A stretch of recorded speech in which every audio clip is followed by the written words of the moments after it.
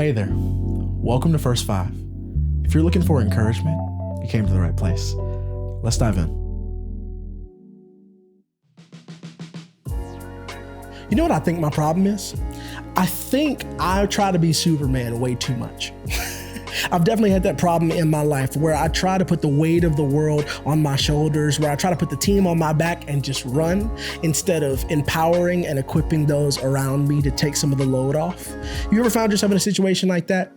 Like maybe in work where you feel like you've put the fullness of the team on your shoulders. You do everything. I mean, you do the accounting, you do the marketing, you do everything because truly you believe in yourself and you believe in your ability to be able to get things done well. You know, you really hold to that age-old adage that says, if you want something done right, you got to do it yourself. But I think that's a misnomer. I think that concept of if you want something right, you got to do it yourself is completely misguided because what it does is it neglects the fact that we were all created for each other. That ultimately we're created, the people that you're in relationship with, the people that you're at work with, the people that you do life with, like none of that is an accident. The sovereign God placed you in a community of people for a reason, on purpose, with purpose, so that you could work alongside those people and you could help those people reach the goals that God has called them to, and they could help you reach the goals that God has called you to, whether they choose to believe in God or not. We were ultimately created as kind of an ecosystem around one another. We're helping one another to get where it is that we're supposed to go. So the Superman complex or the Superman mentality where I can do it all by myself and I don't have to delegate. I can do it all by myself and I don't have to equip or empower. I can do it all by myself will ultimately lead you to ruin quickly. What I love about the scriptures is that it speaks to what it looks like in the life of a believer to abandon the Superman complex and empower and equip the people around you. I want to show it to you in Acts 6. We actually see here that the disciples find themselves in a predicament where it could be very easy for them to take the work on their shoulders and do it. These are very capable men. These men have walked with Jesus. They are well respected in the community. It would be very easy for them in the community of faith. It would be very easy for them to put this on their shoulders and just add it to the task list of things that they need to do. But I love what they do instead. I want to read it to you. It says this in Acts 6. I want to read verses 1-4 to you, just to give you a little bit of context. It says, in those days when the number of disciples was increasing, the Hellenistic Jews among them complained against the Hebraic Jews because their widows were being overlooked in the daily distribution of food. So I'm going to stop right there for just a second so you can see here that there's an injustice happening. The Hellenistic Jews, the widows of the Hellenistic Jews, are being overlooked in the daily food distribution. The church is being the church, the ecclesia. They're rallying around the community and they're feeding the community. They're going out and they're choosing to be the church, and yet there is injustice happening. There's injustice happening amongst the body. So I want you to see what the disciples do in this moment. It says, so the 12 gathered all the disciples together and it said, it would not be right for us to neglect the ministry of the word of God in order to wait on tables. Brothers and sisters, choose 7 men from among you who are known to be full of the Spirit and wisdom. We will turn this responsibility over to them and will give our attention to prayer and the ministry of the word. What the disciples choose to do here in this moment is not neglect the issue. They don't choose to overlook the injustice, but they realize that this is a task that is better suited for other people.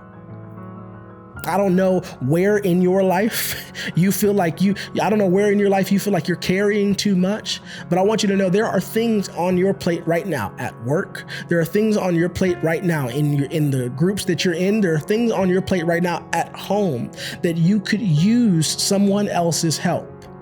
You don't have to do it alone. I'm talking to that dad, I'm talking to that husband who feels like he's got to put the weight of the world on his shoulders, that he feels like he's got to be the provider and he's got to go out and make all the money, and he's killing himself in order to be able to support his family. And while that is good and while that is noble and while I'm sure it's helpful, what also could be helpful is a conversation with your wife. What also could be helpful is you working together, strategizing together, empowering her to come up with unique and fresh ideas to help support your family as well. We're not meant to do this alone. We're not meant to embrace the Superman complex where we take it on our back and we fly it out. We need each other, and therefore we need one another. We need to be able to delegate the task around us. We need to be able to take the load off of the things that we're not called to do and give that to somebody who is more equipped to do it so that we can focus our energy and attention on the things that we are called to do by God. What I love about what the disciples say here is they say, hey, it would not be right for us. It wouldn't make any sense for us to neglect the ministry of the word of God to wait tables. They're not saying that it's beneath them. It just wouldn't make any sense. They have this purpose and this call on their life. They're anointed to do a specific thing. And here is something else that comes up that could they do? Absolutely. Should they? No, because it would distract them from the ultimate purpose that God has called them to. And so they say, we need to find some men who are filled with the Spirit and who have great wisdom. We need to find some people who are qualified to do this type of work, to do it. So they find those men.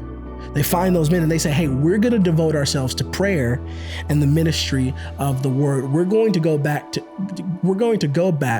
doing what it is that we were called to do. You see, the delegation of tasks, the empowering and the equipping of the people around you is ultimately so that you can focus your energy and your attention on the thing that you're anointed for, the thing that you were called to do by God. And you get to give those tasks to the people who can then do them even better than you can. That they're perhaps even doing the thing that they were called to do. I might be gifted to teach the word of God, but somebody else might be gifted in administration, and it would be wisdom for me, though I could do the administration things myself. Though I could take it on my shoulders and say, hey, if I want it done right, I got to do it myself. It's better for me to empower someone else who's gifted in administration to do it because they're fulfilling their calling. And that's the beauty of our relationship with one another. We're really just pushing one another toward our ultimate destiny. That the people that you work with at your job, people that you hang around, your family members, that they're with you, they're beside you for a purpose and a reason. It is to help push you into the purpose that God has given you. And they're there to be able to take some of the load off so that they can focus on the things that God has not given you to do. So who can you empower today? Who can you equip today? How can you empower someone to do meaningful work that maybe you weren't meant to do? Think about that. Take some time today and equip and empower the people around you, whether that be in your house, whether it be at your job, whether that be in your circle of friends. Equip and empower the people around you to do what it is that they've been called to do so that you can focus on doing what you've been called to do. I really hope that encouraged you today. We'll talk soon.